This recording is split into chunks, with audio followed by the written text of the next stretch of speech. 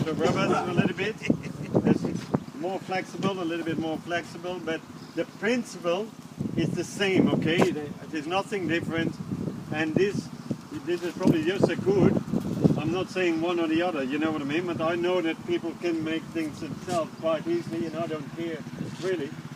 But so long as it works, the principle is the same.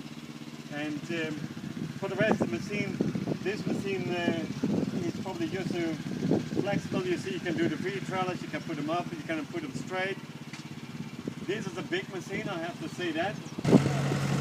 Look, it does actually a very good job still, you know.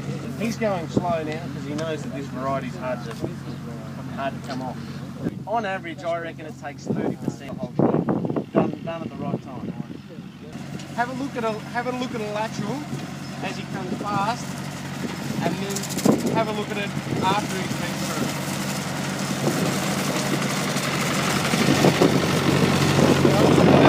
through. You just want to knock the most 50% from the flowers off. That's all what you want. Just mummified fruit too, Marcel, knocking off probably. Yeah, that's another little bonus actually. When you use this, the mummy fruit was on it, and we had some hanging on the tree there actually. But the mummy fruit will go on the ground as well actually. Yeah. But can everybody see this actually? This is probably one of the benefits from the machine. When you thin, you see the leaves. See, there's no flowers. Those leaves actually start to grow a little bit quicker. That supports your fruit again, and that's also where you get a little bit extra size off, okay? It is a real bonus when you knock that early fruit off. Another thing is, you see that mummy fruit, if it is a little bit left on the trees, the machine knock them off as well very quickly. Because if you have a little bit of brown rot in the past, it just knocked that mummy fruit as well. But what we do now, the last couple of years, is actually we don't prune any short. And it's up to every grower, but in general, when we do the normal, when we got a diamond thinning machine, we leave all the laterals much longer, but the machine, and in the ideal world, we like to have them hanging, okay? See, these guys here in the middle, we try not to have them, as we actually like to do. And the beauty is if you actually don't cut them short, and when you cut short, okay, what happens is if you cut this like this, you get 4 new little shoots on the top, okay? When you can leave them long, you find actually that the new shoots start to grow from there. And then the next year you can actually get that new one, okay? Because we find actually that since we use the Darwin thinning machine, that short pruning is actually not really necessary to do anymore. You need big wood, okay? You need that caliper wood where you need that size. If the wood is big, you can pick big fruit of it. If it is like what we call weak shit, like this, you know, you pick actually small fruit. You know, you look really for a big caliper wood. And how do we get it? That's the key. And the key is actually with fertilizer after harvest, okay? If you actually grow stone fruit, 75% of the fertilizer should go off after harvest.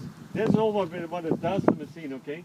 But you see, when you start pruning, when you have a Darwin thinning machine, you're going to find that you actually don't want really to short them up anymore. You want almost these guys hanging in the middle here, so that you get a little bit extra. And look around, the ones who are long, like this, can everybody see that a little bit longer? This is small, but you see the machine does actually a much nicer job on it. You see that? There's a little bit of change of thinking, but that's what the idea is about this field day, is that you guys, if you're going to use a machine, you're going to change also a little bit the pruning style in the winter. You know, you have to start thinking what is the best way to thin it with the machine, not the other way around. Any questions? Would you leave more laterals when you prune, or not laterals, yeah, we like to, but we like to stick, and yeah, I must say, we like to stick around 22 per. And I must say what my way of thinking is, okay? I said it to everybody. This is one tree, this is one tree, this is one tree.